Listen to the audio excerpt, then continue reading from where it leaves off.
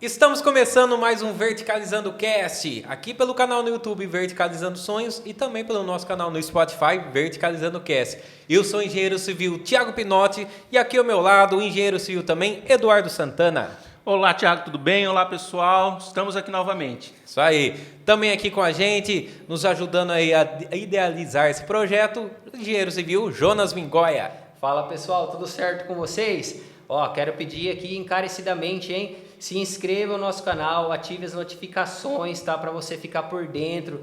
Para aquela pessoa que está construindo, temos aqui um conteúdo de qualidade. Lembra dessa pessoa e envie para ela nos seus grupos do WhatsApp. Nós aqui estamos construindo conteúdo de valor para você. E aqui tem um QR Code também que vai te redirecionar para o nosso grupo do Telegram. Você vai receber em primeira mão aqui o nosso conteúdo. É só apontar a câmera e se inscrever. É isso aí. Edu, o que o pessoal precisa fazer no YouTube para ajudar a chegar mais pessoas, hein? Vai lá naquele botãozinho de inscrever-se, clica lá, ativa o sininho. Se você ainda não é inscrito, dá essa força aí pra gente, para o canal crescer e chegar ainda mais pessoas. Também visite o nosso site verticalizandosonhos.com.br, que vai ter um conteúdo cada vez mais legal lá para vocês, tanto de curso, de e-book, vai estar tudo uma coisa especial lá para vocês que estão construindo e para todos os seus amigos também. É isso aí, pessoal. Vamos lá começar o podcast? Bora! Hoje é assunto muito bacana sobre engenharia elétrica, sobre segurança do trabalho. Vamos saber um pouco mais, ter uma aula aqui hoje sobre esse assunto e o que você precisa saber, né? Para isso estamos recebendo aqui um grande conhecedor aí do tema. Ele é empresário, engenheiro eletricista, engenheiro ambiental, com pós em segurança do trabalho. O cara tem... Cara é feroz. Construiu uma faculdade aí. Ele é casado, tem 2 filhos, jogador de truco e gosta de um churrasquinho, que eu tô sabendo também. Com vocês, Danilo Felipe. Danilão, seja bem-vindo. Danilo. Muito obrigado, pessoal. Obrigado vocês que estão nos ouvindo. Espero poder contribuir aí com um pouquinho da experiência que adquirimos com o tempo e que as obras sejam cada vez mais seguras e bem construídas. É isso aí, Danilão. Nós que agradecemos aí por ter aceitado o convite, seu tempo aí com a gente. E como a gente sempre começa, antes de entrar no tema, conta um pouco, né, sobre a história do Felipe, né, sua trajetória de vida, o que te fez partir para esse ramo aí também. Claro. Desde pequeno eu sou envolvido no ambiente da construção, né? Eu sou de uma família de engenheiros, né? Legal. Meu pai, ele foi tá engenheiro... No sangue já. Tá no sangue. Meu pai é engenheiro dos antigas, né? Na época que calculava na mão mesmo. Se usava régua água. de cálculo. Exatamente. E desde quando ele atuava fazendo seus projetos, eu, menino, na puberdade, ia junto porque eu achava muito legal. E até a minha primeira profissão, pode-se dizer, foi PT, né? Para quem não sabe, tem ponta de trena, tá? Boa. E eu ficava segurando a trena lá para tirar as medidas. Eu fazia alguma coisa, não, só segurava a ponta da trena no cantinho. Mas se sentia importante, né? Participava. Obviamente tomei gosto. Sim. E com 16 anos já tinha feito, estava fazendo o curso técnico de eletroeletrônica na época. Depois ingressei na engenharia. Fiz engenharia elétrica, ambiental, porque eu sempre achei muito legal. Cruzar a engenharia com o meio ambiente. Sua irmã é formada em ambiental também, estudou comigo. A família toda é engenheiro, viu?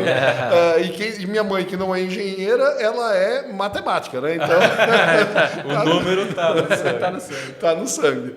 A minha irmã, inclusive, ela seguiu a carreira acadêmica e pesquisa, né? Hoje ela fez mestrado, engenharia ambiental, depois mestrado, doutorado, pós-doc.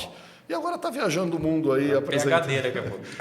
Está viajando, é PhD já, e está viajando o mundo aí apresentando os trabalhos que ela desenvolve. Eu já adotei para mim mais a parte prática, né? Engenharia na prática, onde eu acabo vivendo em obra, então projeto e obra. E aí a grande sacada, cruzar o projeto com a obra. Isso é importante. Realmente.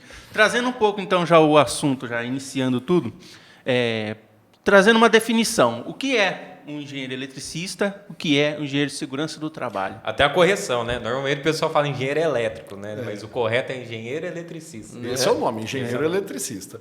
Bom, o engenheiro eletricista é a pessoa que vai fazer o devido dimensionamento das instalações elétricas da obra, sendo os condutores, os dispositivos de proteção e tudo que as normas, as diversas normas permitem e orientam sobre as instalações.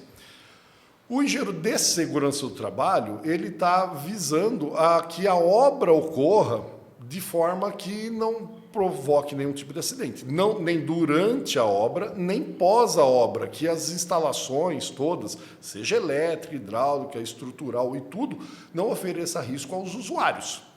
Então, a segurança do trabalho ela atua desde do planejamento, tem capítulos específicos para cada norma da segurança no projeto, a segurança durante a obra e como isso deve ser proporcionado para um pós-obra, para um uso do leigo, né? Está usando o que a gente projetou e executou de forma segura e confortável. Pensando aí no canteiro de obra, que nem a parte de vivência do trabalhador, refeitório, essas coisas, é o engenheiro de segurança do trabalho também que... Está relacionado, né? Tem as normas sanitárias que a gente tem que seguir, tem um número mínimo de sanitários que precisa ser usado por trabalhador da obra, né? Então, se a obra for uma obra que for mais rápida, precisa de mais trabalhadores, ela vai precisar de uma infraestrutura sanitária maior. Refeitório, área de descanso, banheiros. Tem o banheiro químico, mas existem também os containers sanitários, né? Que muitas vezes, hoje eu percebo uma tendência, né? Os banheiros sanitários... Mais prático, né? Os containers acabam sendo mais prático e mais barato. Porque a obra... A diferença de contratar um prático engenheiro além de ficar melhor, fica mais barato. Mais barato. Muito importante. Muito bom. Ô Danilo, fala pra gente aí, pro pessoal também entender quais são os tipos de obra que necessitam realmente aí de um projeto elétrico, né? E quais são os campos que mais se atuam também, né? A necessidade do projeto elétrico, ela deveria estar em todas as obras, desde a mais popular e a menor que tem, a obras de grande porte. O que acontece muito na prática são obras um pouco mais robustas que acaba se tendo a presença mais intensa do engenheiro eletricista. Mas ela deve nascer desde uma obra pequena. Uma casa popular aí de 40 metros quadrados deve ter um projeto elétrico bem feito, atendendo tanto a NBR 5410 quanto a NR10, que prevê a segurança do trabalho desde a fase de projeto e execução, e todo o acompanhamento disso. Certo.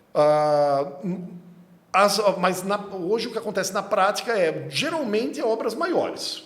Sim. Quando fala residencial, unifamiliar, a gente fala de casas mais robustas, casas de 300, 400 metros quadrados ou acima, e então é onde se tem mais a presença do engenheiro eletricista, e também tem a presença do engenheiro eletricista em todos os prédios verticais. Certo. Sim. E a parte de indústria também, isso daí é... Com certeza. Eu acho que não sai uma obra em indústria sem toda uma equipe enorme de engenheiros, né? Porque o planejamento acaba na sendo indústria... um pouco mais complexo. Né? Tem um objetivo produtivo, né? Entendi. A gente tem que fazer desde a arquitetura, o profissional, e de arquitetura até o profissional de engenharia civil, fundação, o geólogo, tudo visando que o fluxo de trabalho seja produtivo e eficaz. Para isso, um monte de profissional se paga rapidinho. Você acha que também é devido a uma fiscalização de atendimento à norma, tem alguma coisa desse tipo, ou você acha que não influencia tanto? A fiscalização? Na indústria. Existem os órgãos fiscalizadores da nossa profissão, né? Que são o CREA, para nós engenheiros, e o CAL, para os arquitetos. Ambos devem fiscalizar a existência de profissionais devidamente habilitados nas obras. Não o trabalho dele, né? Mas se existe... Se existe. Né? Se o trabalho está sendo bem feito ou mal feito, vamos chamar assim, outros 500. Mas o CREA hoje fiscaliza, vamos chamar assim, tenta fiscalizar todo tipo de obra, todo tipo de serviços de engenharia, não só obra, na verdade, né? A existência de um profissional. E isso acaba aqui dando vários benefícios para o consumidor final, que é leigo na nossa profissão, por isso contratou nós profissionais, a segurança de que existe um responsável técnico que vai fazer o negócio bem feito, e a segurança para nós profissionais, serviço, né? Se todas as obras contratam devidamente os engenheiros civis e os demais engenheiros, tem serviço para todo mundo trabalhar. Entendi. Ô Danilo, o que você acha que é o maior desafio aí encontrado hoje para um engenheiro eletricista? Que a gente pega na prática, né? Pegando para o lado de casas, poucas pessoas fazem um projeto elétrico para casa, né? Você acha que isso é por conta de custo, é falta de conhecimento ali do cara que vai construir, que não sabe a real necessidade disso? Eu acredito que soma tudo um pouco. Tá. Quando o pessoal vai construir uma residência, já muitas vezes não vê valor em outros projetos complementares. Perfeito. Né? Muitas vezes só quer ver o projeto aprovado na prefeitura porque sabe que é obrigatório. E o 3D lá, que é onde que ele está, é o visual. É o visual. Viu um 3D, às vezes nem feito por profissional da área e acha que está tudo bem. Ok. Aí, então a gente tem um probleminha aí de falta de valor, né? Falta de valor. Isso remete diretamente no preço, porque se não viu valor no serviço, acaba que qualquer real se torna caro. Poxa, esse dinheiro eu colocaria isso na obra ou aquilo. Comprar um piso mais bonito. Né? Então, em projetos residenciais, sofre um pouco isso na nossa profissão.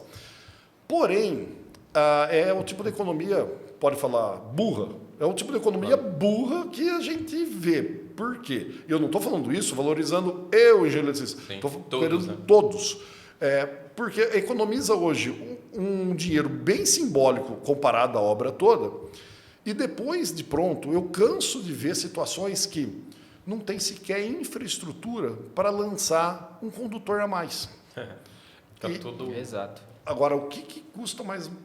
O que custa mais? A gente fazer um planejamento e lançar uns tubos, que via de regra tubo é barato, hein? Muito barato. Ou, depois de tudo pronto, rasgar uma parede, cortar tudo, fazer um remendo, caminhos, cortar viga, que envolve a estrutura, caminhos mais longos para os condutores de elétrica, de água, a gente vê muito isso, para remendar uma obra depois de feita. A parede já está amaciada, já está pintada, está com um revestimento bonito, cortar tudo isso. Um corte desse pagou todos os projetos lá para trás. Eu acredito também a falta de percepção do valor, né? Porque você pega até bitolas de fio, né? O preço que está o cobre hoje. Então, às vezes, você teria um dimensionamento numa tomada, e você deixar não desmerecendo eletricista, mas às vezes ele vai estar acostumado a fazer com uma bitola maior, né? Então, só nesse fio ou o caminho, né, do fio vindo e voltando também já saiu mais caro do que... Com certeza. Essa parte de deixar sempre para o prático é complicado, porque existem práticos que já estão acostumados a fazer dentro das normas. Existem outros que fazem aqueles varal, né? Puxa a rede mestre, dali vai derivando. Isso totalmente fora de norma. E acaba que tendo muitas vezes desperdício de material. Quem nunca sofreu chamando um profissional de qualquer área, elétrica, hidráulica ou qualquer outro, e ele te faz a lista de material na obra, na hora. Essa lista de material compra onde tem mais influência ali, você nem cotou, não deu tempo de cotar, porque precisa para agora. Ó. Precisa para agora, comprar. Senão vai parar o serviço. Viu muita devolução disso na sua obra? Normalmente não. Então a gente tem compras erradas, aplicado de forma errada, a bitola do cabo está correta, o disjuntor está correto. Muitas vezes a gente vê uma incompatibilidade do dispositivo de proteção com o cabo com a carga. Quem nunca ligou o chuveiro da casa e caiu. ou pisca todas as lâmpadas, né? Então isso é a parte de, com um engenheiro, com devido projeto, a gente garante a segurança. E mais do que só, além de garantir a segurança, a gente também garante um orçamento prévio. Se você for agora comprar um rolo de fio na loja na tua cidade, em qualquer lugar, você vai pagar um valor. Se você for com uma lista, com milhares e milhares de metros de cabo para a sua obra toda, você vai negociar, vai conseguir comprar melhor, parcelar, pagar a vista com desconto, enfim, você consegue negociar isso. E a exatidão da lista de material em cima de um projeto, com base no projeto, é enorme. Acaba que facilitando o dono da obra em fazer economia. Sim. Só aí já fez economia. Sim, sem falar também do mapeamento, né? Você tem um mapeamento da sua casa, né? Você quer puxar um cabo, você quer aumentar alguma coisa, você já tem ali um mapeamento para saber onde pegar cada coisa. E tem também a má fé, né? Infelizmente existe isso. Às vezes, eletricista combinado com certa loja, né? Então, coloca o material a mais na lista, Para a leva loja embora. já sabe que não vai usar para fazer mais barato, só para o cara comprar ali, né? E tendo um projeto, não. Você tem uma lista, você vai seguir a lista lá. Você Né? pode contratar o serviço, só o serviço material você negociou. Exatamente. A questão do dimensionamento é economia de energia também. Fala, nossa, eu coloquei o cabo 6, o cabo 10, é caro. Economiza na tua conta de energia elétrica. No final do mês. Isso influencia também. Sim. Mas diretamente. Aliás, é comum pegar a residência que já tem a carga instalada, projetar as devidas reformas, depois de implantado a reforma, a conta de energia reduz abruptamente. Caramba. Porque estava tudo aquecendo os cabos. Veja bem, a energia elétrica é uma energia secundária. Então a gente está pegando essa energia e transformando em movimentação de motor, iluminação, aquecimento. A gente está usando ela para esse fim. Agora, quando a gente aquece o cabo por causa de uma bitola mais fina ou coisa do tipo, a gente está gastando energia. O relógio lá do concessionário está medindo essa energia sendo gasta, aquecendo o cabo do tubo. Entendi. Isso gasta energia, é perigosíssimo. Literalmente taca fogo na casa. Entendi. Porque ele vai esquentar. Pode esquentar o ponto de fundir o material, ele vai abrir, vai derreter a capa, por mais que a capa é anti-chama, mas ele vai derreter, vai pingar fora essa capa. Vai encostar um cabo no outro ou o cabo na massa e eles vão abrir. A hora que abrir, vai abrir um arco elétrico. Se esse arco elétrico estiver num lugar que tem um mínimo de combustível próximo, seja uma cortina, seja um plástico, seja alguma coisa que estiver próximo, aí já começou um princípio de incêndio. Entendi. Isso pode ser catastrófico. Ô Danilo, com relação à segurança do trabalho, pequenas obras, médias obras, grandes obras, qual é o porte ou o tipo da obra que começa a necessidade, a obrigatoriedade de um segurança do trabalho? A segurança do trabalho, toda obra precisa do PGR da NR18. Há um ano e meio atrás a gente falava do PCMAT, né? E agora mudou para... Mas é o Programa de Gerenciamento dos Riscos que existe na obra. Toda obra precisa do PGR. O que acontece é que, em função do número de funcionários, você tem que aumentar profissionais da área dentro da obra. Então, se for uma obra pequena, você mantém só o programa de gerenciamento de risco e um serviço de consultoria na obra. Então, se faz uma fiscalização pontual. Isso até casas residenciais, tudo? Toda obra. Toda obra precisa de PGR da NR18. Aí... Ops. Nas nossas tem, é claro. Não, mas é um documento relativamente simples. Entendi. Quem vai trabalhar e o que vão fazer. Entendi. Como vão fazer com segurança. Veja bem, não é falar para o pedreiro como ele vai bater a massa. Isso aí o pedreiro dá aula para mim como ele vai bater a massa, não é isso. Como o azulejista vai assentar isso? Deus meu querer me envolver nisso. Eles são profissionais da área, né? Mas é como trabalhar com segurança. Como eletricista não vai se envolver com uma rede energizada por acidente. Se a obra é nova, pode trabalhar toda com a rede morta. Como o encanador vai trabalhar com segurança, ele vai abrir uma valeta para enterrar tubo. Essa valeta, ela pode desmoronar? Pode soterrar o profissional? Poxa, tem valetas em obras enormes. E o soterramento são geralmente fatais. Então, como prever esses riscos? O objetivo do PGR é, numa obra, prever todos os riscos físicos, químicos, biológicos, de acidente, ergonômicos. A gente vai ficar descarregando caminhão de saco de cimento. É na mão, taca na cabeça do cara e joga pro chão? Não, não é assim. Então, a gente tem que prever como fazer todos os fluxos de trabalho da obra. Então, se define os fluxos de trabalho, definindo os fluxos de trabalho, se prevê os riscos, a frequência disso, né? Se ele é habitual, todo dia vai fazer isso, ou se ele é eventual, né? E a severidade. Caso esse risco venha a ter um acidente, provocar um acidente, então, qual a severidade disso? Eu vou só ter uma lesão leve, ou posso chegar ao máximo a óbito, né? Então a gente vai traçando uma matriz de... Vai ser um choquinho só para ficar esperto ou vai derrubar o cara? O cabo na língua? Então basicamente traçar umas matrizes de risco e, em função disso, traçar quais medidas de controle a gente vai adotar. Medidas de controle, elas são... Todo mundo vai falar, nossa, medida de controle de risco é EPI, né? Põe um capacete, óculos, botina, acabou. Essa é a última barreira. A primeira começa no administrativo. como a gente vai colocar procedimentos de trabalho que o trabalhador dessa obra, inclusive o engenheiro que vai fiscalizar todo mundo que vai se envolver nessa obra, não se envolva em acidente. Por isso tem que analisar todos os fluxos. Segunda medida, EPC, Equipamento de Proteção Coletiva. Tem que colocar, um exemplo simples de EPC é ambientes de maior risco durante aquele trabalho é fazer sinalização, cones, criar barreiras. Uma pessoa não autorizada a entrar naquele ambiente não tem uma barreira, tem que pular aquilo para entrar ou abrir uma portinhola. Não vai entrar despercebido no celular sem querer. Não vai entrar despercebido. Celular. Esquece. Aí é uma medida administrativa, deixar um armário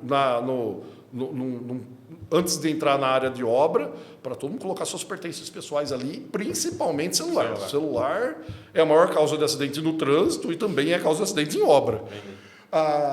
Sei que quem está ouvindo às vezes não gosta muito disso, todo mundo com celular é doidado, né? Mas durante a obra, num ambiente que tem risco, que nem obra, tem que deixar quieto o celular. Entendi. E, por último, o EPI. Por último. Muitas vezes, com medidas administrativas... Para você evitar de usar EPI. Essa. Porque, por exemplo, eu tenho a bitoneira e ela está ruidosa. Então, estou lá, tem da equipe de pedreiros todos, cada um fazendo seus diversos serviços. Existe um lá que está fazendo amassada. E ele só fica fazendo amassada o dia inteiro. Do lado da bitoneira, aquele o dia inteiro. Supondo que é uma bitoneira mais antiga, ela está toda ruidosa, fazendo um barulho danado. E mesmo as mais novas faz ruído. Como que a gente protege essa pessoa de perder a audição? Porque se ele vai ficar horas por dia naquela bitoneira, então ele vai estar exposto a um ruído muito alto. Como que a gente evita isso? Se conseguirmos enclausurar a parte ruidosa da bitoneira, fazendo com que esse ruído fique abaixo dos limites de tolerância, aí não precisa do EPI. Não precisa do EPI. Olha que legal, não precisa do protetor. Você está resolvendo a causa, na verdade, né? Não o que está lá como uma árvore, né? Resolve a raiz, não o fruto. Mas é isso. EPI é quando não teve jeito de resolver de outra forma. Entendi. Que medida administrativa pode resolver isso. Não, a gente vai comprar o concreto só usinado. O risco não está dentro dessa obra. Está fora, ele veio, nesta obra ele veio pronto. Entendi. Não tenho mais aquele barulho que fica batendo com o concreto. Falando só do risco físico, ruído, né? Então o concreto veio pronto, não fico batendo concreto o dia inteiro, não tenho ruído. Olha que legal. Então, administrativa. Não, eu vou bater na obra, enclausurar o ruído. Entendi. Não consegui fazer. Então, a administrativa passou. O EPC passou, não fiz. Aí eu tenho que pôr protetor auricular. Bacana. O ideal era uma obra que ninguém precisasse usar EPI nenhum. Entendi. Lógico que tem condições que não tem jeito. Por exemplo, capacete, botina... É o mínimo. É o mínimo porque aí, mesmo tomando todas as medidas administrativas, pode ter alguma coisa pro chão, que alguém deixou despercebido, uma ferramenta. Ou cair alguma coisa. Cair alguma coisa, bater a cabeça em algum lugar. Então, isso é o mínimo do mínimo. Mas outros EPIs, às vezes, com a medida administrativa e EPC, elimina. Entendi. E aproveitando também, então, já falando essa parte de risco, quais são os principais aí acidentes que podem ocorrer no canteiro de obras? Quais são os principais? Eu sei que pode ocorrer vários, né? Mas os principais, assim, para o pessoal ficar um pouco mais perto. O que mais se vê, falando de frequência, né, de acidente, frequência, que é frequente, é um esmagamento de dedo, ou um corte, uma lesão leve, né? Isso é o que mais se vê. Entendi. Só que esses leves, eles são frequentes. Certo. Depois desses leves, começa a ter alguns mais intensos, mais pesados, né? Alguns esmagamentos mais sérios, algumas perfurações de membro, do corpo, alguns cortes mais profundos, cegueira, cortar o olho, pode acontecer. Aí pode chegar, e infelizmente não é tão incomum, pode chegar em acidentes gravíssimos ou fatais. Queda da andaime. Toda obra tem trabalho em altura. Toda obra tem trabalho em altura. Para você que está assistindo, quer saber o que é trabalho em altura, é quando o andaime, a plataforma de trabalho está acima de 2 metros. Está subindo um muro, a tábua do andaime está acima de 2 metros. Andaime não é só um ferro com tábua, hein? Tem toda uma norma para isso também. Então, toda obra tem trabalho em altura. Queda, elas nunca são leves. Pode ser grave, pode ser fatal. Já aconteceu, e infelizmente acontece, alguns acidentes, alguns esmagamentos fatais, a empilhadeira causando esmagamento em outros companheiros, caminhão, pá basculante. Olha... É bem propício o acidente mesmo, né? E aí tem toda uma responsabilidade. Daí o dono da obra, leigo na engenharia, contrata uma equipe de pedreiro prático, contrata um profissional para aprovar o projeto da prefeitura, ok, economizou em tudo. E alguém sofre um acidente dessa magnitude. Isso. Ou mesmo um acidente leve, alguém esmaga o dedo e perde um pouco da mobilidade aí no dedo. Todo empregador, ele é responsável pelos seus funcionários. E o dono da obra, ele é o empregador do empreiteiro, que ele é responsável solidário. Então, uma situação dessa, cai um processo trabalhista, o trabalhador teve o dedo esmagado, processa o empreiteiro. Solidariamente, o advogado dele já processa o dono da obra. O empreiteiro, muitas vezes, não tem onde cair morto. E aí não vai conseguir honrar com esse compromisso. O dono da obra é o responsável. E pode sobrar para o engenheiro também, não pode? Né? Com certeza absoluta. Sabe aquele engenheiro? Esse é o problema. Não, isso cansa de ver. Cansa de ver, tá? O engenheiro foi contratado para fazer um projeto e execução. Isso, porque a prefeitura exigiu o RT de projeto de execução. E a prefeitura já exige para garantir que tenha um responsável na obra. Sim. Olha que parte legal. Isso normalmente é os engenheiros civis, né? Vocês, engenheiros civis, que estão nessa frente de combate aí. Exato. Aí contrata o engenheiro para fazer projeto e execução de obra. Sim. Quantos profissionais, ou quer dizer, engenheiros formados com carteirinha que não fiscalizam obra? Mas aos rodos. Eu acho que é mais da maioria do que fiscaliza. Sim. Não fiscaliza. E aí acontece um acidente na obra desse engenheiro. O que vai acontecer? Esse rapaz, ele responde criminalmente pelo acidente. Exato. Pô, mas ele não fez, o empregador lá, o dono da obra, não contratou um engenheiro de segurança para fazer o PGR, não contratou... Não, tudo bem, mas ele é responsável pela segurança do trabalho da equipe da obra, do que ele está na RT dele. Exato. E se botou aquela RT magrinha ainda, projeto e execução de uma edificação de tantos metros quadrados. É tudo, irmão. É tudo. É tudo. É fundação, aliás, é a geotecnia da fundação, a fundação, a estrutura, a arquitetura, a elétrica, a hidráulica, o revestimento, é tudo. É tudo. É tudo. O cara, assinando isso, é responsável pela obra inteira. Exato. E às vezes não aparece numa obra. Não vai nem ver. Tem nem a curiosidade. Onde que é, né? Pois é. E, aliás, Bom, nós sabemos de situações que a obra foi construída no terreno do vizinho. Sim. Obra construída no terreno do... Tem, porque não Ou construiu no meio, invadiu o vizinho. Tem de monte disso. Infelizmente, né? Sequer alocou a obra corretamente.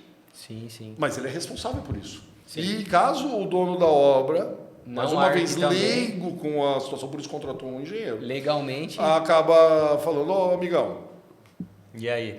Aí o engenheiro civil que vai responder, que fez isso, ou o arquiteto que fez essa obra nessa condição, né? Ele vai ter que indenizar os dois. Pesado. Pesado. Não, a nossa profissão é de extrema responsabilidade. Ela não é um negócio assim, fiz um projetinho Milão, tá? Beleza? É o caneteiro. Milão, aquele cara às vezes... Não, mas é legal a gente conscientizar até os clientes, né? Porque acha que um projeto é caro só vendo pro lado do projeto, né? Mas olha a responsabilidade. Falando em projeto estrutural, 25 anos a responsabilidade, né? De um projeto aí estrutural. Exato. Então, não é só o projeto, é tudo por trás também. Pois é, porque o pessoal muito se baseia naqueles 5 anos de garantia de construção. Sim. Mas se a falha for no projeto... Não é esses 5 anos. É eterno. Se a falha for no projeto, não sou estrutural, vou falar uma besteira aqui. Era para pôr 6 barras de ferro de meia nessa viga. colocou 4, irmão, daqui 10 anos, Deu um Hora pau. que trincou, cedeu ou alguma coisa pior, e caracterizar que é falha de projeto ou vício de projeto, vai responder. vai responder. Perfeito. Ah, você tá velhão, tá aposentando. Ok, beleza. Vamos usar a sua aposentadoria. Adelão, voltando aí na parte de engenheiro eletricista, eu vejo bastante pessoal com dúvida sobre aterramento de obra, né? Todo mundo sabe que tem que ter, mas não sabe o porquê, se é real necessário, né? Então, explica pra gente, né? Para que serve o aterramento e qual a melhor maneira de fazer isso pensando numa casa. É claro. Boa pergunta, Thiago. É uma coisa que, quando enterra alguma coisa, cai naquela questão, enterrou, não vê, estou enterrando não dá dinheiro, valor. né? Não dá valor. O aterramento, ele é a proteção principal das instalações elétricas. Ele não é secundária, não é complementar, suplementar, se usa muito na 5410, ela é a principal.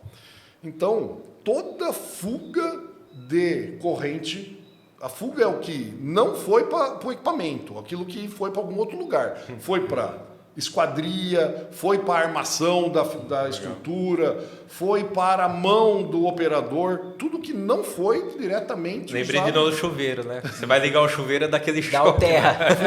É isso aí. É a corrente que passou pela água do chuveiro, toda essa fuga, tudo que não foi usado da forma que deveria ter sido, que é aquecer a resistência do chuveiro, que é girar um motor, que é acender uma luz. Então, tudo que não foi usado para essa finalidade é a fuga.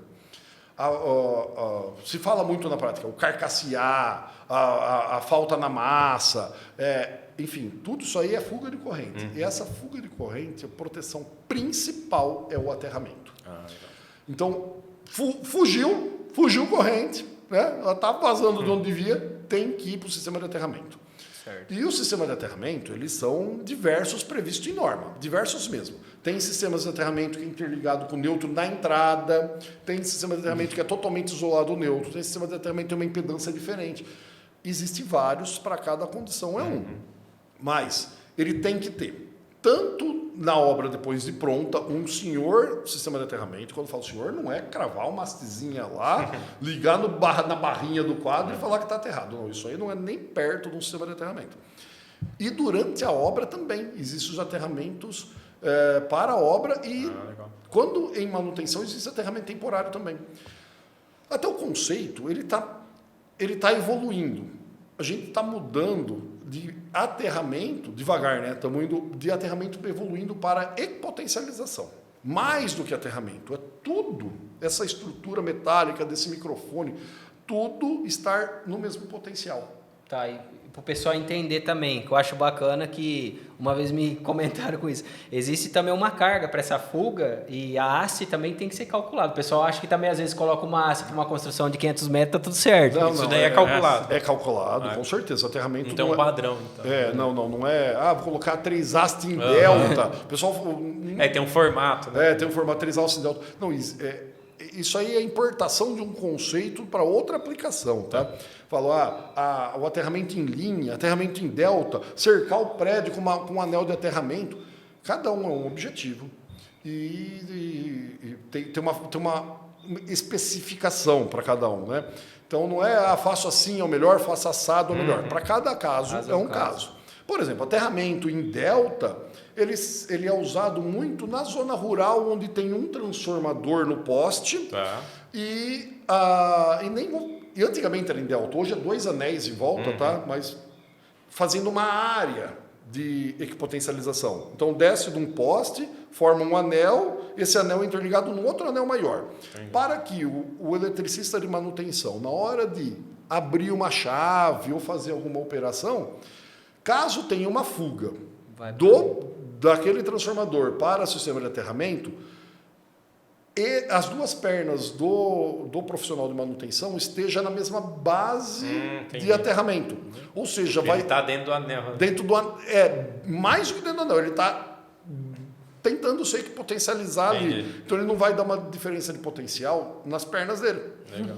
Por isso tem esse delta, ou agora os anéis, e cada concessionária tem o seu padrão. Essa é uma finalidade. Ou agora, na sua residência, ela pode ser um aterramento em linha, porque você não está visando essa situação. A sua residência ou a sua indústria, ela fez um cálculo e precisa de para-raio. Pô, como que é? Aí é diferente. É um aterramento mais robusto. Aí você já até explica a diferença para-raio para o SPDA. Eu igual? falei para-raio para ser popular, tá. mas é o SPDA. É o SPDA, tá, beleza. Para quem não sabe, SPDA é Sistema de Proteção contra Descargas Atmosféricas. Ó. Tá? Essa é a tradução. Bonito, possível. Bonito. Não, e é bem legal, porque a nossa norma hoje ela é muito boa mesmo. Passou por revisões desde 2000 e pouco, que transformou ela numa norma excelente. Legal. E agora ela está muito mais musculosa. Mas as normas antigas de SPDA no Brasil, elas eram importadas de norma europeia. O que acontece? Na Europa tem menos frequência de raio e eles são menos intensos. No Brasil é muito mais frequente e muito mais intenso. Eu acho que o Brasil é um dos países que mais tem, né, descarga. Está entre os países que mais tem frequência de trovoadas e mais tem, e as trovoadas são intensas, muito intensas. Então, qualquer fiozinho ali serve para parar. Não, no Brasil não. Tem que ser uns cabos mais robustos. Certo. Aí o SPDA, né, o para-raios, né, popularmente conhecido como para-raios, ele prevê a proteção da edificação. Olha isso. É um conceito diferente do aterramento funcional. Ele prevê a proteção da edificação e das pessoas contidas dentro da edificação. Já o aterramento funcional, ele prevê a proteção de máquinas e equipamentos e pessoas na falta ou no carcassear, na fuga da corrente. Entendi. Obviamente, os dois conceitos eles não são distintos. Eles têm aplicações distintas, mas eles devem ser projetados interligados. Como que eu vou tratar tudo junto? Um tem uma finalidade, outro tem outra. Dani, você não falou do raio que protege para queimar o equipamento. Aí tem o conceito ainda do dispositivo de proteção contra surtos. Vem aquela frequência lá que, pela rede, pela condução de energia, e ela vai queimar o computador e a máquina e tudo mais. Aí você tem que juntar esse terceiro conceito no sistema, vou chamar de aterramento, mas não é só aterramento, é um sistema todo. Esse terceiro sistema é tipo de um disjuntor, fica na quadra elétrica? Eles são peças, sim, e são os DPS. Ele tem uma carinha de disjuntor e ele é instalado nos quadros. Existe também um projeto, um dimensionamento para isso, desde a entrada de energia ao quadro principal, aos quadros terminais. Então existe uma coordenação dos DPS. Ele é interligado, ele deve ser interligado. Então, os DPS têm que ser interligados nos barramentos de potencialização, as barras de terra principal, que aí a gente está acostumado com vários nomes dependendo da norma. BEP, LEP, TAP, que é ligação de potencialização, barramento de potencialização. Mas, para resumir, a barra de terra do quadro. Esses equipamentos são ligados à barra de terra do quadro e a barra de terra do quadro é ligado naquela malha de aterramento que está na edificação. Entendi. Bacana. E o que é ligado direto na malha de aterramento? Essa é uma parte legal. Direto na malha de aterramento é ligado o barramento do quadro e as descidas do SPDA. Só. Eu liguei o computador, vou ligar direto na malha de terra? Não. Você vai ligar na barra de terra e essa vai ser ligado na malha. E a esquadria, as esquadrias têm que ser aterradas. Olha aí. As esquadrias têm que ser aterradas. E as esquadrias, armadura, edificações verticais, tem umas preocupações a mais aí, quando passa de 20 metros de altura. Elas devem ser equipotencializadas também na barra de terra. No BEP, no TAP, tem vários nomes, mas na barra de terra. Vamos concluir vários assuntos aqui que eu estou com a cabeça pirando. Voltando ao para-raio, na prática, vai cair um raio na sua edificação, que aí vai correr por essa rede de isso aí. O conceito mais usado para para-raios, né, para SPDA, é a gaiola de Faraday. Né, o mais usado. Existem outras metodologias, mas a mais usada é essa. Basicamente, botar a casa dentro de uma gaiola de passarinho, vamos por assim. Né? Se eu pegar a gaiola de passarinho e colocar a casa dentro... Não vai, o raio vai sair para ele vai, legal. Vamos chamar assim, vai escoar por essa malha. Vai jogar lá para terra. Faraday foi um cara que há muitos anos atrás, ele entrou numa gaiola, literal. E testou. Meu pai! O conceito é o mesmo de você ver o passarinho com os dois pés no fio, com as duas patinhas lá no fio. Exatamente. E ó, ficou ruim os dois pés, hein? Mas o conceito é o mesmo, o passarinho com as duas patinhas no fio e ele não toma choque, porque as duas patas estão no mesmo potencial. Entendi. Quando Você já põe outro fio. Aí lascou. tomou choque. Então, o conceito do SPDA é tornar toda a edificação no mesmo potencial, mesmo durante uma descarga atmosférica. Ela atinge com toda aquela abrupta, com toda aquela intensidade a edificação, e a edificação sofre menos possível. Tá. Até vibra, mas sofre menos E a possível. obrigatoriedade de ter um SPDA numa obra É assim. metragem quadrada, altura? Não, tem muita coisa que influencia. Tá. Existe um método de cálculo para ver se Se é há obrigatório ou necessidade. não. Tá. Esse método de cálculo tem várias variáveis. As variáveis são altura da edificação, área da edificação, ambiente que está a edificação, edificações adjacentes, região Entendi. do Brasil que ela está. Construções que estão do lado. Construção que estão próxima.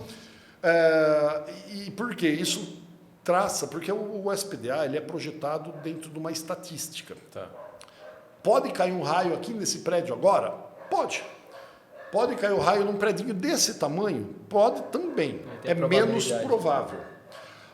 E se esse prédio desse tamanho estiver no alto do morro? Aumentou a probabilidade. Entendi. Né? E se esse prédio estiver entre duas edificações? Diminuiu a probabilidade. Então, isso tudo é para traçar um indicador de probabilidade. Em cima desse indicador, ele cai no não sou obrigado a fazer, sou obrigado a fazer ou uma zona de incerteza. Tá. Na prática, fala assim, quem vai fazer esse memorial? Puta, cálculo comprido, né? Quem vai fazer? Ninguém vai fazer, não. Então, na prática estou fazendo uma edificação, é sobrado? É assim, é uma regrinha prática, tá? Não se aplica para todos, mas é sobrado. Tem uma área um pouquinho maior, põe. E o tipo de ocupação também, tá? Por exemplo, eu estou fazendo uma edificação que vou guardar lá dentro garrafa d'água. De boa.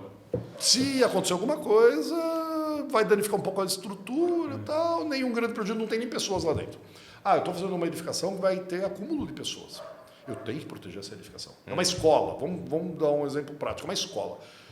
Se cair um raio na escola e matar um monte de criança, Meu pai. é uma catástrofe da pior que tem. Então, tem que proteger. Eu tenho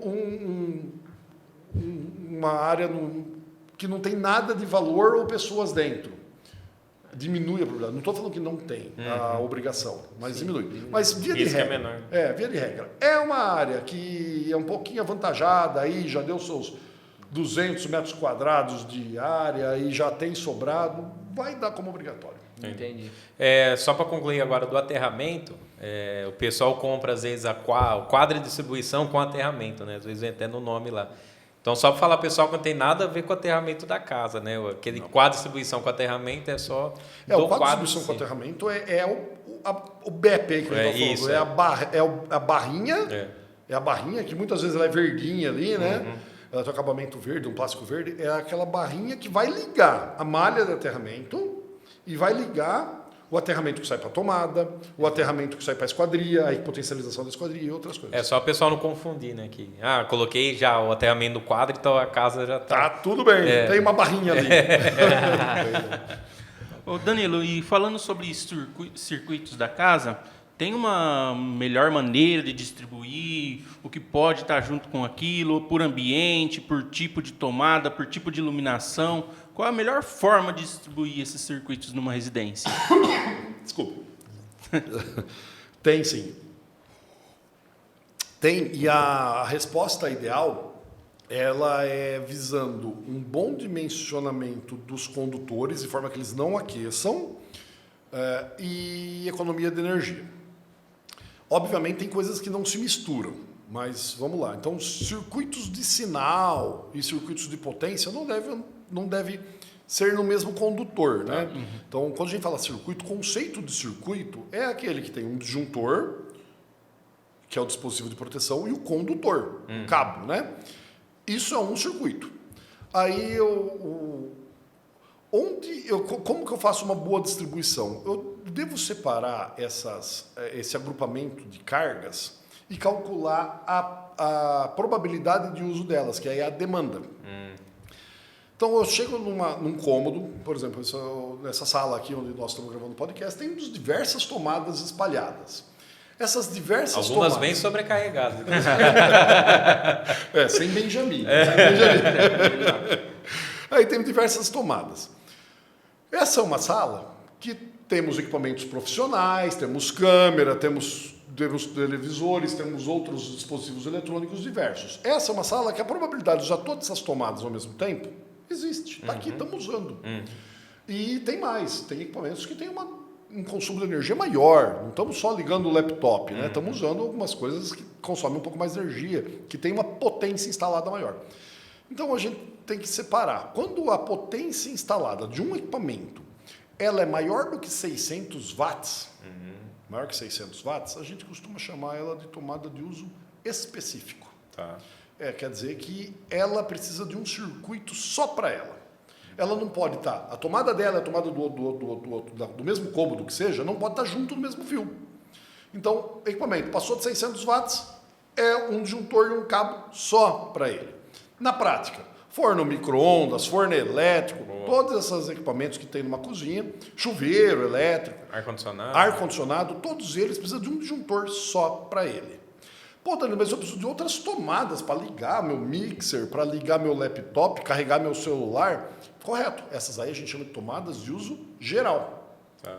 Então, o ideal é fazer um bom layout do ambiente onde você está fazendo a instalação e fazer uma definição de onde que, ou mais provável, que vai usar esses equipamentos domésticos de potência mais alta, que são para colocar lá as tomadas de uso específico. Cara, isso vai andar muito com a arquitetura, né? Que o layout da arquitetura que vai definir onde está um forno, onde está alguma coisa que tem que saber. Totalmente. Na verdade, eu não enxergo nenhuma área da construção isolado. Entendi. Nem a parte lá do acabamento final não é isolada nenhuma. Todas são intimamente relacionadas. Legal. Todas, né? E aí você definiu, desde o projeto arquitetônico, onde vai ficar o layout dos equipamentos, que aí vai envolver depois a marcenaria, a fabricação de imóveis e tudo mais. É aquele local, então naqueles local que vai ter o forno micro-ondas, levar um cabo só para ele. Não deriva dele para outra tomada vizinha. A tomada está do lado ali, não deriva. Então, 600 watts. Abaixo de 600 watts, a gente agrupa algumas tomadas. Existe todo um cálculo para isso, não sei se a gente entra nela, mas a gente faz os agrupamentos, né? A gente faz os agrupamentos dessas tomadas e coloca um disjuntor com os cabos ligando várias tomadas. Recomendado, não obrigatório, mas recomendado que a iluminação seja separado da tomada. Tá. Por um motivo bem simples. Manutenção. Amanhã eu vou trocar essa tomada. Preciso desligar o disjuntor. Exato. Aí eu desligo a luz junto. Aí você não enxerga. Pega o celular. Tem que pegar a lanterna para poder fazer a manutenção. Então, por um motivo muito óbvio. Aí também, a norma 5410, ela estabelece bitolas mínimas de cabos para cada tipo de instalação. A tomada, o mínimo do mínimo do mínimo é 2,5 mm. Tá. Mesmo que for uma tomadinha para carregar o celular, tem que colocar 2,5 mm. Um dia ela pode não estar carregando o celular, ligar um liquidificador. Né? E se for um liquidificador industrial, aí é um específico. Então ela é 2,5 mm. Já na iluminação, o mínimo que ela estabelece é 1,5 mm. Fala, pô, mas isso é relevante? É por conta de economia em obra. Se a gente separa os circuitos, parece que gastou mais cabo, mas a gente colocou os cabos no lugar certo. Colocou o mais fino onde gasta menos energia, iluminação, e os mais intensos onde colocou mais energia. Obviamente, isso é o mínimo, não é o máximo. Sim. Posso fazer um circuito de iluminação com 2,5, com 4? Lógico que eu posso. Principalmente quando a gente for para a área comercial e industrial. A gente começa a ter uma intensidade de iluminação maior, projetores de alta potência. Aí esse 1,5 que é o mínimo, só quer dizer que é mínimo, porque você vai calcular, ele vai dar enorme, né? Quantas vezes a gente fez projetos de estádios de futebol com torres de iluminação, o cabo que alimenta a torre de iluminação são enormes, é até difícil puxar de tão grosso que é, porque é muita energia para transformar energia elétrica em energia, então a corrente elétrica é muito alta. Então, mas no ambiente residencial também separar, se economiza no cabo, existe uma diferença significativa no preço. A posição do quadro. Posição do quadro tem que ser num lugar de fácil acesso. Tá. Muito fácil acesso. Esconder atrás Do quadro. esconder no quarto, dentro do armário. É 2 problemas isso aí. Que a hora que o eletricista de manutenção for ter que mexer, que uma hora vai ter que dar uma manutençãozinha, não vai ser fácil. Você vai pagar mais na mão de obra de manutenção depois. E outra coisa que não deve. Sim. Porque nesses quadros, eles, sendo bem montados, eles não vão te proporcionar nenhum risco de incêndio. Mas caso você contrate uma mão de obra não qualificada e não construa um quadro corretamente, lá vai virar um quadro de emenda de fio. E não é o objetivo, não é previsto em norma, não deve acontecer, mas é um lugar que pode, às vezes, centelhar, ter a faísca aí, e se tiver atrás de algum material... Foi perto da roupa... É isso aí. Danilo... E tem mais um motivo, né? Poxa, a tomada ali tá faiscando, corre, desliga o disjuntor. Até chegar sai correndo e no quadro desligar o disjuntor. E aí? O quadro está escondido atrás do... O quadro de distribuição está escondido atrás de um quadro de decorativo. Tira o quadro para depois abrir a tampa. Não, tem que ser rápido, prático. Entendi. Falando em tomada, cara, nossa, um negócio que eu sofro. Tomada de 10 ampere e 20 ampere. Pino grosso, pino fino. Pino grosso, pino fino. Pode usar tudo para pino grosso? Porque o pino fino encaixa no pino... Depende. Ah, é? Mas assim, não tem fazer um padrão, sei lá? Tem. Eu até engasguei para falar, mas tem. Existe para essas tomadas do geral, tomadas residenciais. Esse padrãozinho. Tem os 3 pinos ali. Isso. 10 ampere é mais fino, 20 ampere é mais grosso. Se for analisar historicamente, nós estamos lindo agora, né? Só tem 2 padrões. Isso é. 10 ampere e 20 ampere. Quando vem algo importado. Não, mas sendo algo para funcionar no Brasil, né? Se alguma coisa você comprou para montar no Brasil, ele vem naquele pino lá. Se não, se vem pino europeu ou pino americano, você tem que cortar e colocar o pino correto. Corta e coloca o correto, não coloca Benjamin nem adaptador, tá? Aí... Opa!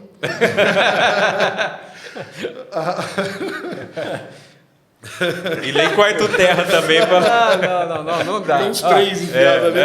Vamos ao secador, coloca o pino fino e coloca na tomada pino fino. Aí vai já... Né? Infelizmente, né? Acontece muito. Várias coisas acontecem. Derrete a tomada, derrete o adaptador, queima teu equipamento... E pode tacar fogo em alguma coisa.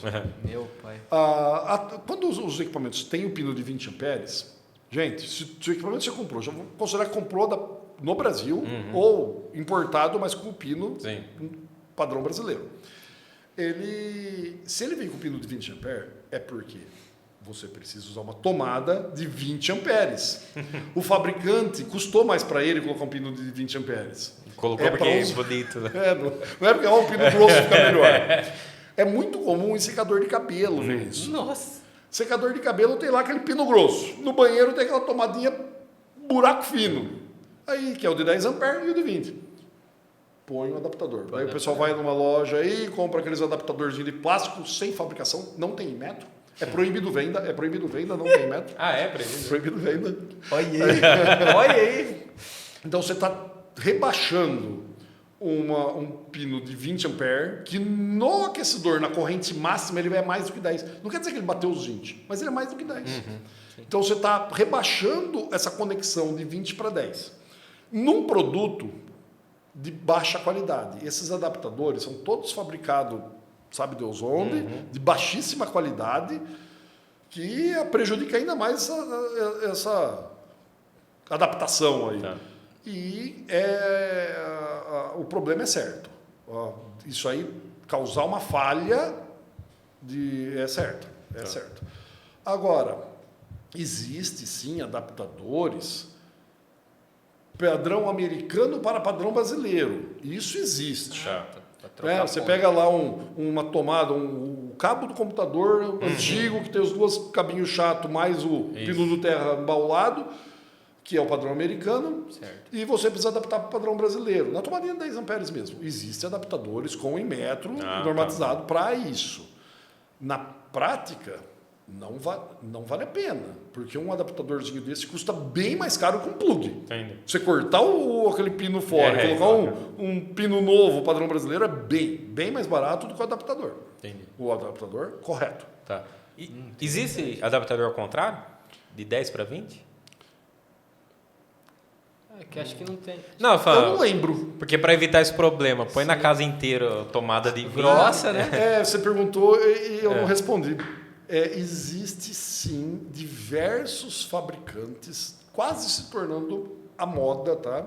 Mas como não é todos, então, mas diversos fabricantes de tomadas que eles, no pino de 20 amperes, desculpa, a tomada de 20 amperes, então tem um buraco maior, mas por dentro, essas tomadas elas têm duas latinhas, né? Tá. E elas ficam sob pressão. Ah. Se você coloca o pino de 10 amperes, Funciona. o buraco de plástico por fora é de 20, mas ele entra e segura sob pressão a de 10 amperes. Quando você coloca de 20, ele abre um pouquinho mais, porque o pino é mais grosso. Então, a mesma tomada de 20 amperes atende as duas O condições. ideal aí na nossa casa, então, vamos fazer Colocar uma rede 20. um pouco maior, coloca tudo de 20. Nem precisa ser a rede maior. Essa que é a parte interessante. Você pode colocar todas as suas tomadas de 20 amperes, Não muda sem o fio. necessariamente ter que aumentar a bitola do cabo. Porque a bitola do cabo ela é em função da sua carga. Sim. E se você vai usar o teu secador de cabelo, por exemplo, de 20 amperes, ele já é uma tomada de uso específico. Sim. Você vai colocar o disjuntor separado para ele. Vai colocar um disjuntor separado para ele. Entendi. Então, e vai ser o mesmo cabo. Por exemplo, o secador de cabelo vai ser o cabo 2,5. Não precisou ir para o 4. Num secador de cabelo doméstico, comum. Entendi. Não precisou ir para o cabo 4, foi para o cabo 2,5. Lógico que exceto a distância. Se a casa é muito longa, muito comprida, e o quadro está lá numa ponta da casa, e o secador de cabelo está lá na outra, Aí tem que levar em consideração no dimensionamento a queda de tensão. Sim. Do jeito que tem a queda de pressão hidráulica, para quem está nos ouvindo às vezes não compreende o conceito, você pega uma mangueira de jardim e for curtinha, a água sai com pressão, né? E pega aquela grandona, tem aquele rolo, a água mal meleja na ponta, né? Não é assim? Isso é a queda de pressão hidráulica. E é igualzinho, inclusive o modelo matemático é o mesmo para a elétrica. Para a elétrica. Então, se o cabo é muito longo, Aí talvez tenha que aumentar. chega menos energia, vamos por assim, diminuir a tensão. Então, o do quadro, além de estar num lugar fácil acesso, o ideal é que ele fica mais centralizado a casa? Com certeza centralizado. Entendi.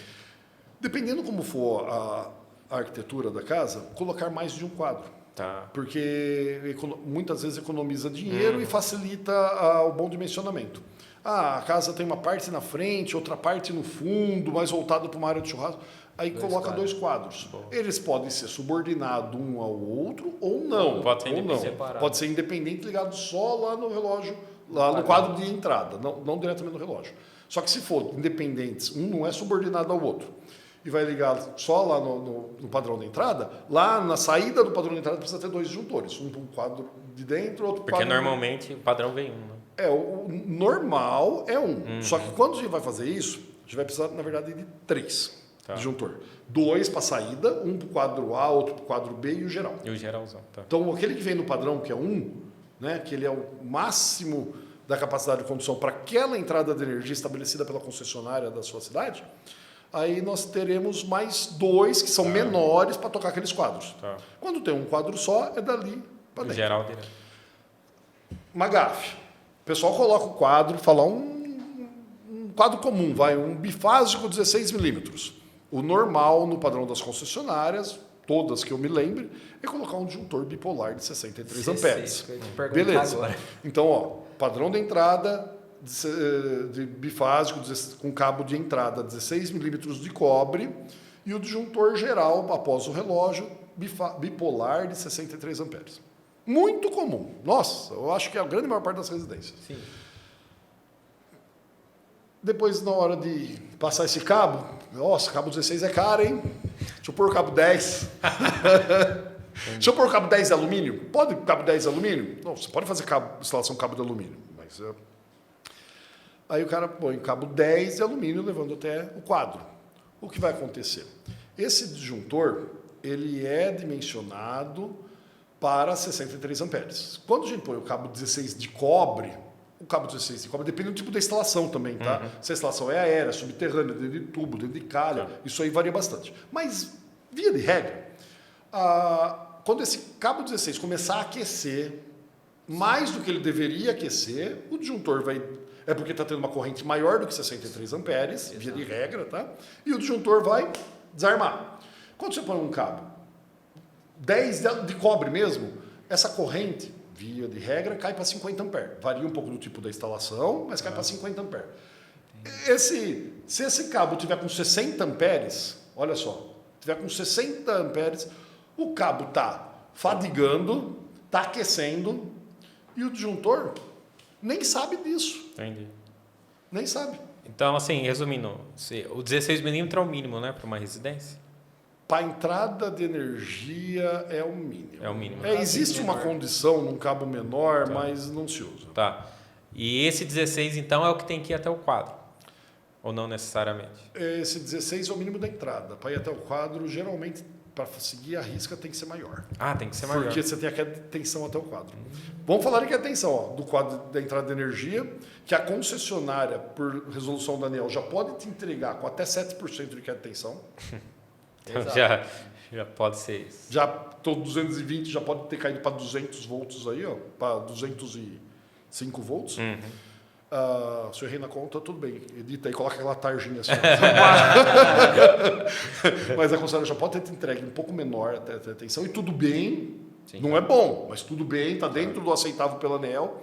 Depois ela cair a tensão até o quadro de distribuição, porque conduziu até lá. Para depois vai cair a tensão até a tua tomada. Vai somando isso, vai chegar nada na tua tomada. Vai chegar uma tensão nociva ao teu equipamento. E nociva às suas instalações. Quanto menor a tensão, maior a corrente. Então, se cair a tensão por um condutor muito longo, vai exigir a potência do equipamento, muitas vezes é fixa, é estabelecida. Por exemplo, um aquecedor de cabelo, ele vai tentar funcionar sempre naquela mesma potência. Aí você reduz a tensão. No caso, o aquecedor de cabelo, não. O aquecedor de cabelo ele vai mudar, porque a resistência é a mesma, a impedância é a mesma, então ele vai reduzir, vai aquecer menos. Mas se pegar um motor, se pegar o motor da geladeira, o motor do freezer, para ele funcionar, ele vai manter sempre a mesma potência. Para esse motor manter sempre a mesma potência, ele vai exigir que a corrente e a tensão seja proporcional ao trabalho que ele vai exercer. Se a tensão cair, ele vai puxar mais corrente. Sim. Olha isso, se a tensão cair, ele vai puxar corrente. Se ele puxar corrente, vai aquecer o cabo mais do que devia. E já é um cabo longo. Exato. Que está oferecendo que é tensão. E vai cada hora prejudicando mais essa situação. Você percebe que tem uma curva de prejuízo aí. Vai acabar podendo acontecer acidente, queimar o motor e até mesmo... Isso que eu ia perguntar, danifica também o aparelho. Com certeza. Então, nesse caso, entrou 16, acima de 16 é 25? O padrão é 25. 25. Então, entrou 16, aí até o quadro certo seria 25. Via de regra, né? Sim, falar assim, ó, padrão. Tô construindo agora, o que eu faço? Se a tua entrada for 16, a tua saída já põe 25, porque você tem que ir até o quadro. Entendi. E a diferença de um bifásico para o trifásico? É que você tem duas redes na casa? É isso? Não, aumenta uma fase. E, assim, para casas um pouco maiores, compensa para o trifásico, tá? Falar, o mínimo da tarifa é um pouquinho mais caro, só que os benefícios são diversos. Até financeiro, tá? Muitas vezes um quadro, uma entrada de energia e uma rede de alimentação do quadro trifásica, muitas vezes é mais barato do que uma bifásica. Entendi. Vamos entender por quê. Fala, ô louco, aumentou um fio e é mais barato? Onde você tá com a cabeça, né? Mas olha só. Supondo que a sua casa é um pouco maior, então você já colocou bifásica 25. Quando eu falo um pouco maior, não estou falando uma casa enorme, não. Coloca 2 chuveiros na sua casa e os 2 vão ligar ao mesmo tempo, a rede bifásica 16 não suporta. 2 chuveiros, a rede bifásica 16 não suporta. Sim. É simples assim a conta. E quem não tem 2 chuveiros em casa? Sem contar ar-condicionado. Você está vendo como é o bifásico 16, todo mundo coloca por causa de uma questão de preço, e para ter 220 para ligar o ar. Mas se for fazer o cálculo, ele não serve. Sim. O mínimo que se deve colocar é um bifásico 25. Mas vamos colocar um bifásico 25 aí, porque Aí o eletricista falou que era o melhor ali, porque tem muito ar-condicionado, tem 3 chuveiros. E vamos lá, e chegou nisso aí. Está tudo errado, já devia ir para um padrão acima. Você vai na elétrica aí na tua cidade e vê quanto custa um cabo 25. Você vai entrar 25 e tem que sair o cabo até um quadro que seja maior. Mas vamos considerar tudo 25 para fazer uma conta de boteco. Entrou o cabo 25, 2 fases, de um bifásico, hein? Neutro, e você, ali no quadro, pôs um sistema de aterramento. Então, você tem 2, dali para frente vai sair o cabo de aterramento. Então, você tem 2 fases e o neutro, 25, os 2 pretos e o azul, e o terra, nesse caso pode ser 16 milímetros, ele vai seguir até o quadro. Então, você tem 3 fios, 3 cabos 25 e um 16. Certo. Quando você parte para o trifásico 16... Aí você pode diminuir. Aí o trifásico, o próximo padrão, né, na área de construção do CPFL, da grande maioria das concessionárias, você tem o bifásico 25, depois o próximo passo é trifásico 16. Então, é muito mais carga que você coloca, porque ele vai existir um balanceamento das fases, você tem muito benefício com isso, e você vai aumentar o quê? 3 fases, 16, o neutro 16 e o terra 16. A gente falou 5 fios. Olha só, trifásico é 5 fios, 5 fios 16. O bifásico é 4 fios, 3 é 25, 1 é 16. Sim. Faz a conta sobre bifásico, não é mais caro. Boa. Já tirou tudo a verdade. Já matou, né? Falar. Nem matou a cobra, mostrou o pau, mostrou a cobra. Pode fazer. A tua casa é pertinho do padrão. Pode fazer que é mais caro. Legal. Sim. Se a casa for mais longe do padrão, então, muito mais caro. Sim. E aí, para o pessoal também que tem dúvidas sobre o projeto elétrico, eu acho que é legal conscientizar todo mundo, seria o seguinte, para calcular isso, até o próximo assunto aqui que eu iria te pedir é sobre o padrão de entrada, o ideal para cada residência. Então, por que é interessante você fazer o cálculo aí do projeto elétrico, né? Porque você consegue dimensionar a quantidade de carga que tem, consequentemente dimensionar a bitola do fio e o seu padrão de entrada. Então, normalmente, o pessoal coloca 2 fases aí no 16, igual ele falou.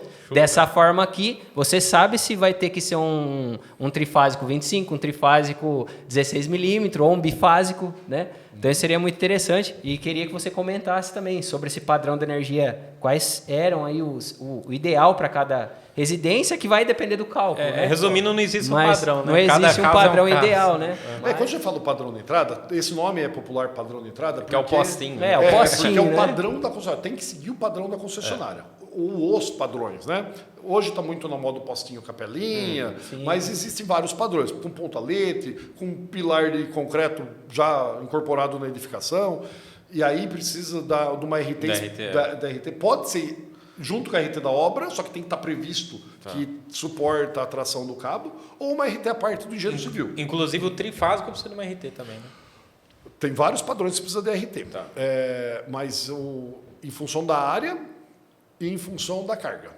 Então, o trifásico precisa de RT e mesmo o bifásico, se a área for maior, também precisa de RT de engenheiro eletricista.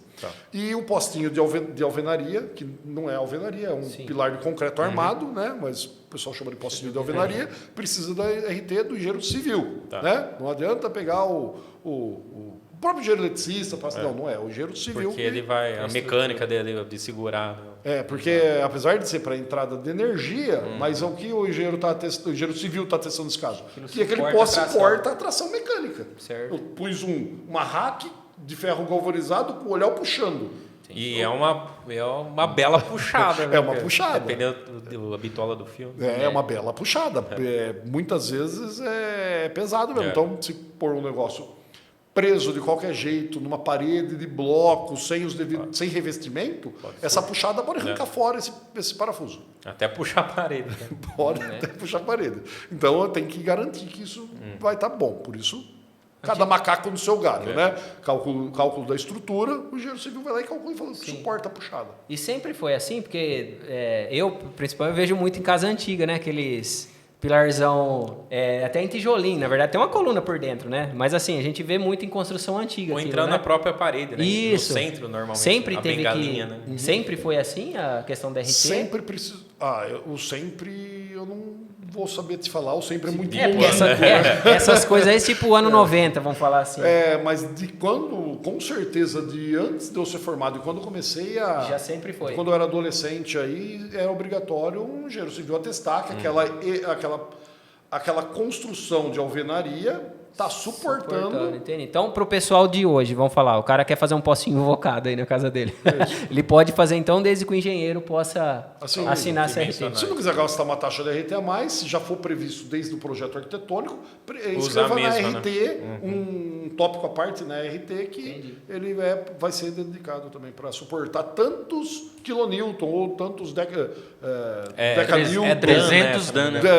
Ou decanewton ou quilograma-força, tanto faz. Entendi. Tanto faz entre aspas, né? Mas é especificado. Sim. E aí que entra de novo a definição do padrão de entrada. Os 300 DAN pode ser 300, pode ser 600, pode variar um pouco. Então, se for um padrão de entrada mais robusto para uma área comercial ou industrial, de uma indústria pequena, que pode entrar ainda na baixa tensão, já estamos falando de no mínimo 600 DAN. Então, já é uma estrutura um pouco mais... 600 decanewton é bastante, né? Sim. É bastante. Então, tem que fazer uma estrutura que suporte isso, mais robusto. Bacana. Mesmo quando você compra um postinho padrão, o de 600 ele é mais grosso, é mais ferro. Para poder... O postinho homologado, né? E o outro menor. Sobre os tipos de padrão, respondendo à pergunta original, nós temos um leque monofásico, bifásico. Então, vamos falar região CPFL. Acho que a maior parte do pessoal é CPFL hoje. CPFL. Aqui é a região aqui. Né? Então, vamos lá. Monofásico, existe o tal do Mono 6, mas isso aí é algo... Eu nunca vi isso. Só vi por algumas casas populares que saiu uma vez ou outra e colocou monofásico 16 que não pode ter um chuveiro, não pode ter nada. Quando tem aquecimento de... Aqueles projetos do governo, ele já pôs um boiler com uma duchinha, com 2 plaquinhas de aquecimento solar e tem luz. Pronto. É para isso que serve. Entendi. É só para economizar um custo que vai ficar para o dono da obra depois ter que mudar, com certeza, porque não serve para nada aquilo. Aí tem o monofásico 16, depois tem o bifásico 16, bifásico 25, trifásico começa 16, 25, 35, 50, 70 e 95. Aí vai.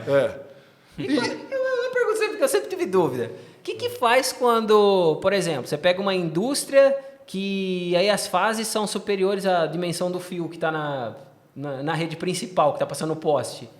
Tem que botar a rede principal, né? O que apronta nesses casos assim? Sempre tive dúvida com isso.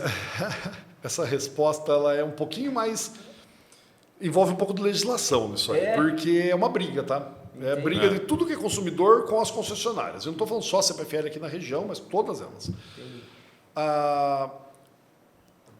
A concessionária tem que te entregar energia de qualidade.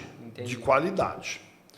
Muitas vezes a rede está lá obsoleta. Ela já não está com qualidade nenhuma ali. Naquele momento, sem a sua nova indústria ou sua nova residência, ela já não tem qualidade naquela rede. Já está obsoleta. Certo. Se botar um multímetro lá na rede, você vai ver que ela está obsoleta, ela não está atendendo com qualidade as ligações existentes. É muito comum, infelizmente é muito comum isso. E aí a gente vai aumentar mais uma unidade consumidora. Mais uma casa, uma comércio, uma indústria. E aí nós precisamos fazer com que a concessionária te entregue essa energia. Via de regra, do poste para fora, meio que é problema da concessionária. Certo. Você tem que exigir só que ela te entregue com qualidade. Entendi. Porém, existe um pouco de tem legislação, tem resoluções da ANEEL que fala: a concessionária vai te entregar com reforma na rede ou com expansão na rede até uma determinada potência, sem custo. Acima dessa potência, você é um cara que está consumindo muito, está botando um negócio que a CPFL ou a outra concessionária tem que se estruturar para atender. Certo. Então, aí ela vai ter que reformar. Aí você ajuda com o custo. Ajuda no custo. Talvez aí colocar uma geradora interna também. Não, aí é outra história. Mas vamos lá, ela tem que reformar a rede dela ou construir uma rede. Certo. Então, aí você ajuda no custo, o custo na tua totalidade. Então, varia um pouco, né? O quanto você vai consumir. Por exemplo, se eu vou consumir uma unidade consumidora nova, vou consumir para funcionar minha empresa, vai ter um cálculo de compensação dessa energia, parte do que você vai gerar de lucro se compensa e se abate na obra de reforma ou ampliação da rede. E tem situações que você paga totalmente a obra. Por exemplo, eu tenho um poste de energia na frente da minha casa e agora na minha reforma é uma garagem. Tem que tirar. E eu tenho que tirar esse poste. Aí você já tem que pagar. 100%. Entendi. Eu até presenciei um caso esses dias com um cliente nosso, que era uma indústria e ia aumentar muito a carga e realmente foi dividido uma porcentagem para a companhia, rateou um pouco, mas realmente... Aí que entra um bom cálculo e um projeto bem honesto. Eu tenho diversos cases de sucesso de que a obra por parte da concessionária ficava em R$400 mil e a participação do cliente foi 3 mil. Entendi. Tipo assim, foi simbólico, simbólico mesmo. É a forma que você monta também esse processo. Porque você tem que mostrar o quanto você vai consumir disso. E aí tem uma regra matemática que se calcula quanto que você vai dar de lucro para a concessionária. Boa. E esse lucro se abate na obra. Aí faz bons olhos para ela, né? Vou gastar, mas vai retornar. Teve caso de sucesso agora, aqui em Matão mesmo. Uma obra de mais de R$400 mil. Teve que reformar a subestação de energia, aquela de alta tensão, botar disjuntor novo, fazer o recondutoramento da linha de distribuição, né? Aquela de média, e quilômetros disso. A obra ficou em mais de R$400 mil. Participação do cliente, 3 mil e poucos reais. Olha aí. Puta. Muito legal. Show. Top. Danilão, gostaria, cara, de agradecer. Se deixar aqui, nós ia ficar 5 horas de curiosidade aí.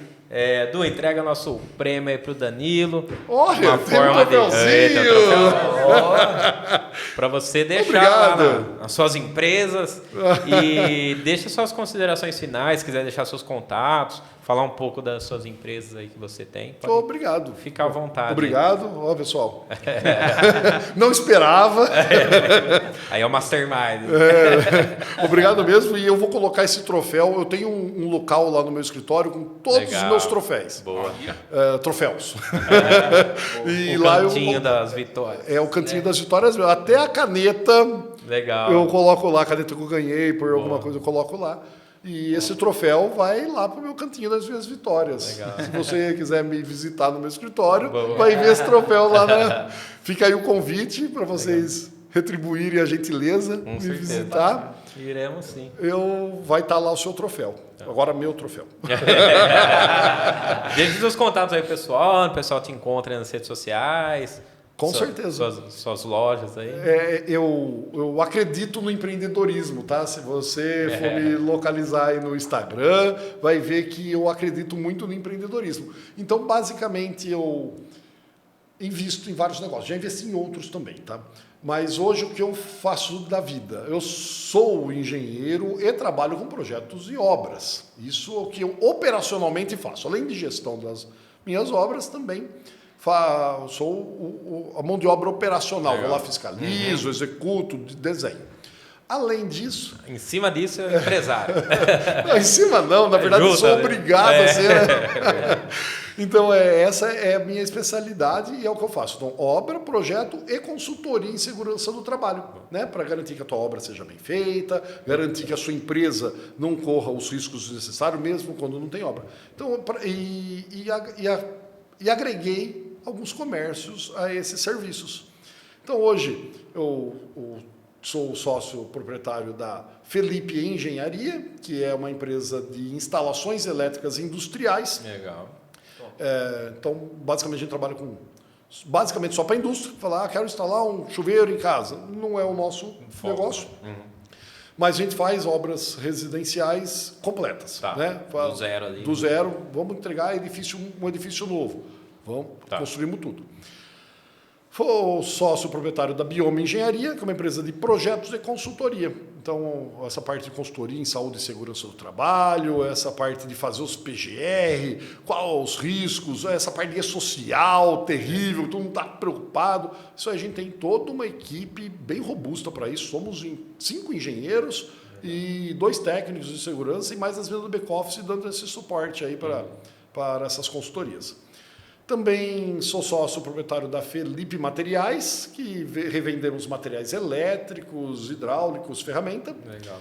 E sou sócio proprietário de uma outra empresa que é de um outro segmento, chama Ventura Store, onde trabalha com caça e pesca. Então, quer pescar, quer acampar. Quer comprar umas armas. Arma de fogo. É meu hobby, inclusive. Né? Não, caça capivara não pode. Só o Javapor. Javapor, por causa de licença, a gente tá ao vivo, né?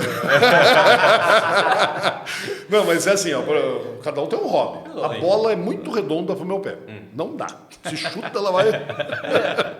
Já o esporte de tiro de precisão, eu me dou melhor. Legal. Show de bola. Danilão, obrigado mais uma vez aí, cara. Dispor seu tempo e o conteúdo foi sensacional. Excelente. Que bom que agregou. Valeu. Obrigado. Vamos pros recadinhos finais. Pessoal, não se esqueçam de compartilhar esse vídeo, de se inscrever no nosso canal, ativar as notificações no sininho, envia para todos os seus amigos, curta, compartilha, acesse o nosso site, vai estar o link na descrição, verticalizandosonhos.com.br, com novidades, e-books, futuramente teremos cursos também, tudo de bom do ramo da construção para você. Isso aí. Jonas? Galera, quero agradecer demais. Agradecer primeiro aqui ao Danilão, muito conhecimento, obrigado demais aí por solucionar as nossas dúvidas. Se nós temos que somos engenheiros, eu imagino o pessoal aí de casa. Então, que você realmente veja aí o valor desse conteúdo, possa realmente ajudar essa obra. A intenção é ajudar você que aí está em casa, tá bom? Então, que você possa realmente compartilhar, ó, e vem novidade por aí, hein? Isso aí.